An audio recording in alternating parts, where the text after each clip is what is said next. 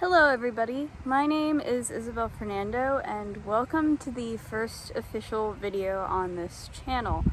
A little bit about me: I am a psychology major at Slippery Rock University and my primary interests include the psychology of folklore, symbolism, and tradition. So I suppose my focus area in psychology would be considered more along the lines of cognitive anthropology. And in this video I am combining that interest with my hobby of historical costuming. I have been quite active on Instagram and I am just very new to YouTube, so I am filming this on my phone, so I apologize for any audio visual issues, but anyways, let's get into the video.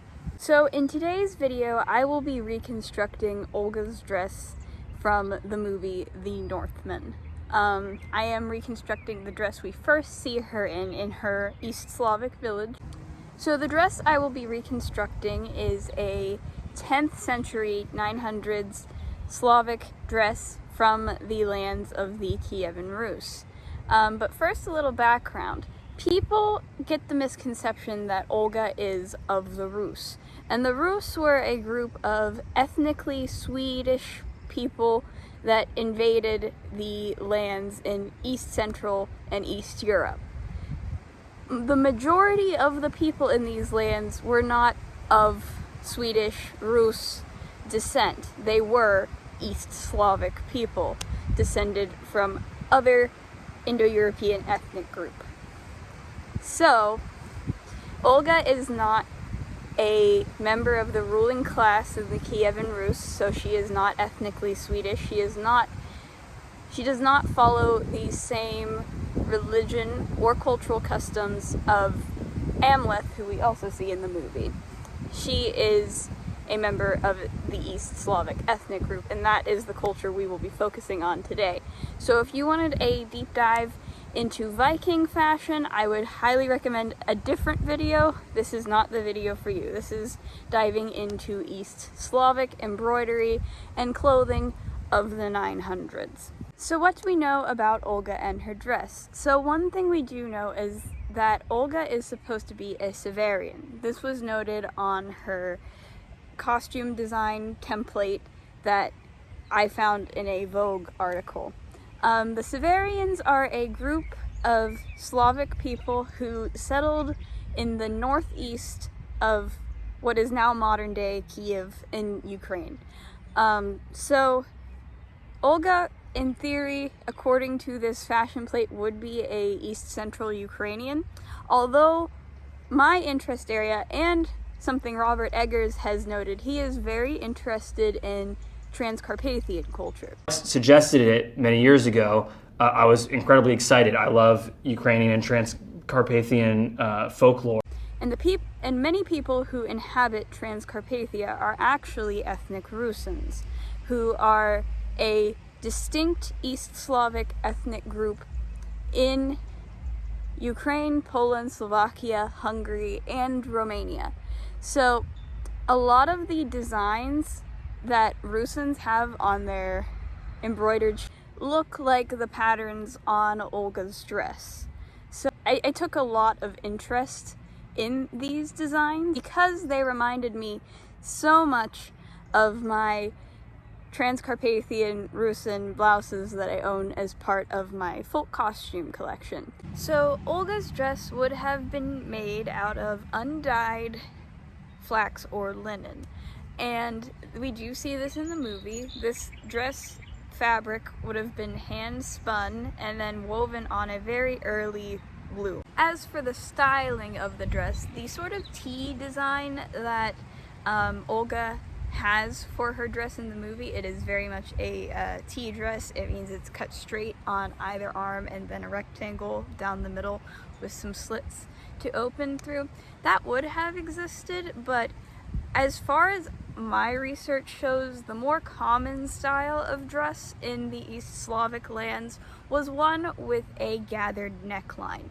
And since Olga is a Severian, and the designs on her embroidered tunic do not necessarily look like they are from that area. They look more Western. I tried to do a very East Central Ukrainian style for the dress. So I did a design that incorporates 2 rectangles for the body that are gathered at the neckline, and then I also did 2 rectangles on the shoulders that gathered to create a full neckline all the way around. And then you attach your straight sleeves to that constructed bodice area.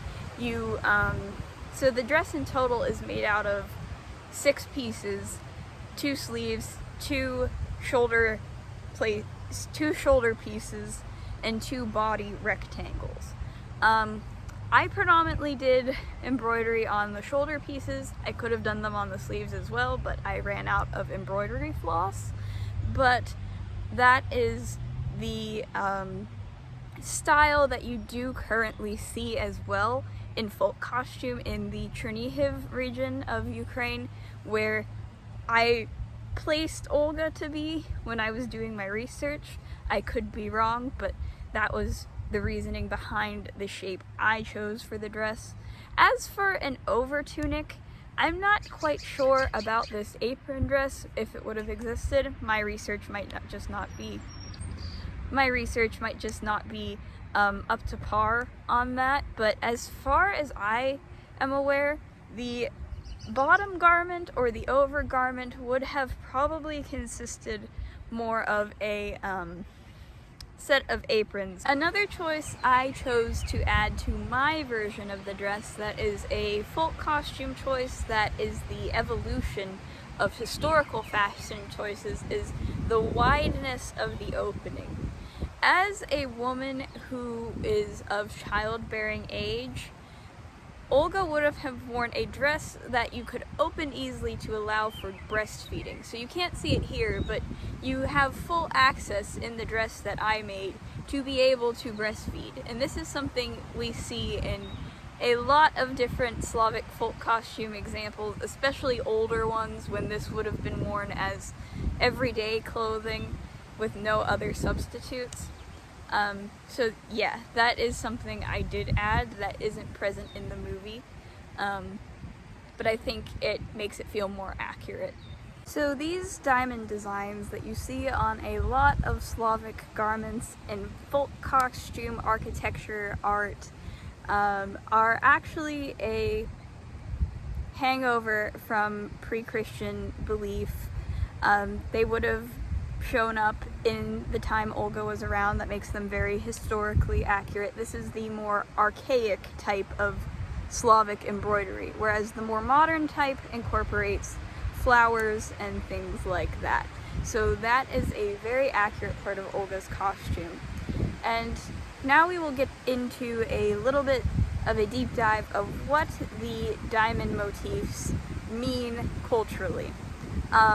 I will be focusing on mostly my research, which focuses on the Carpatho-Rusins, but I know Pretty Shepherd also has a good video on this topic, which focuses on the Hungarian belief system around this topic.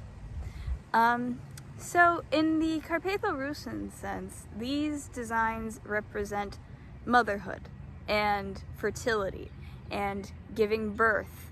They actually are a abstract representation of a birth canal. So you will see these on certain things.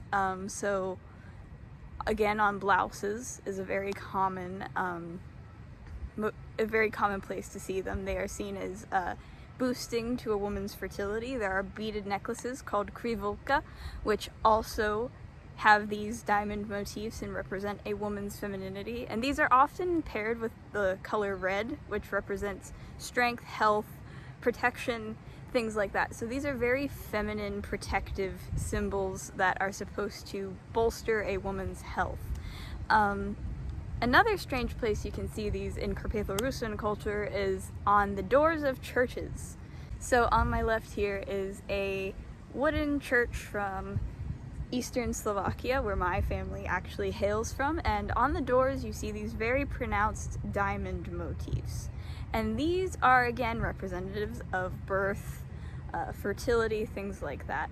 And this is very important in the context of the movie because Olga actually worships the mother soil, which is not just a belief they made up for the movie to contrast with Amleth's Norse mythology.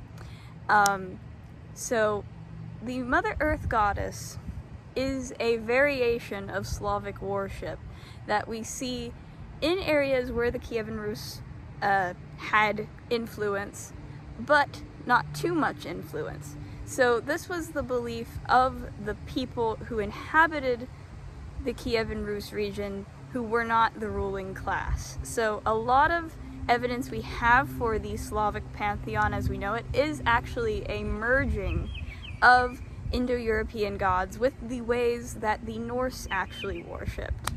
So we have evidence of Volodymyr the Great worshipping a pantheon, but beyond that there is not much evidence of the peasants widespread uniformly worshipping this pantheon. Yes, there was worship in certain places, but it was not every. And in a way, if you think about it, it makes a lot of sense for rural Rusin peasants to worship a mother fertility deity, because the same forces that were seen as the ability to create life in the womb were seen as the same forces that help your sheep propagate, help your crops grow in the warmer months, keep everything going. So as a tree worships its soil that it grows in, humans worship the mother life-giving energy. And that was the logic behind these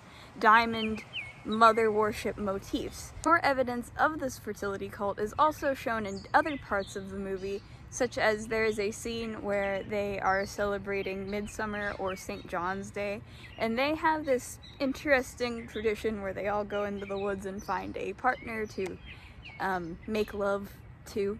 And this is also seen in the Carpathian Rus, like historically. We even have songs from, I think it's the 19th or 20th centuries, where it still talks about, even after its Christian rebranding of St. John's Day, it still talks about fertility and going into the woods and young people, you know, doing things in the woods. And this is shown anciently in the movie, and I think that is really cool as well. So you might be wondering what this has to do now and why we might see this on church doors, for example. Well, think about someone who is very, very revered in Greek Catholic Carpatho-Rusin tradition, the Virgin Mary. And a lot of the times, some of this mother worship, this mother energy worship, and this mother idealism goes into the post-Christian worship of the Virgin Mary. And this is part of the dualism that can occur with Slavic Christian belief. Grandmother actually believes in some of the earth worship beliefs that were worshipped by the East Slavs. So my grandmother thinks that walking barefoot can cure you of all sorts of illnesses, getting out into nature. And she backs it up with science too, because there has been a study that dirt increases your serotonin because of the probiotics in it. So I do think that's very interesting, and that is how this sort of fertility earth worship continues into this day. I also haven't met a Rusin who doesn't have a garden and doesn't see that as a valuable pastime. But anyways, I do love these references to East Slavic culture so much, and I know this was a very short first video, but I did want to do some deep diving into Olga's dress and the character, and I also wanted to clear up some of the misconceptions that people were having, thinking that she was a member of the Rus when she was not, and she did not worship the same way as the Rus. So anyways, I hope you enjoyed it. Please go easy on me in the comments. This is my first YouTube video. I'm not quite used to this format yet. But anyways, I thank you so much and have a great day. Bye!